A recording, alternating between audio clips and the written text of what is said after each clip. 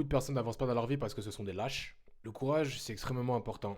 Beaucoup trop de personnes manquent de courage et c'est pour ça que dès qu'il y a quelqu'un qui affirme vouloir telle ou telle chose, on aura tendance à la catégoriser d'arrogante ou tout simplement d'un but de sa personne. Et ça, c'est problématique parce qu'on est dans un monde où il n'a jamais été aussi facile d'avancer, de faire les choses. Il y a une forme d'abondance, notamment en Occident, en termes de nourriture, d'alimentation. Il n'y a pas spécialement d'excuses à avoir.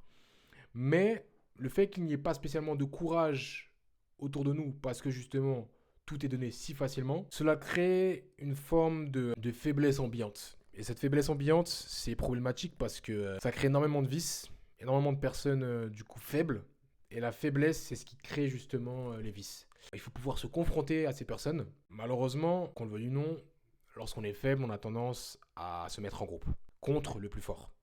Et les personnes fortes, qui elles sont fortes parce que tout simplement elles étaient faibles, mais qu'elles ont décidé d'entreprendre ce voyage compliqué qui est le développement personnel, si je peux dire. Elles ont décidé de grandir et elles ont dû s'affronter elles-mêmes. Et c'est ça le plus compliqué en fait, c'est que les gens ne comprennent pas que la première personne qu'on doit affronter lorsque on grandit, c'est soi-même. Et les faibles ont tendance à remettre la faute sur autrui, sur les gens. C'est la faute à.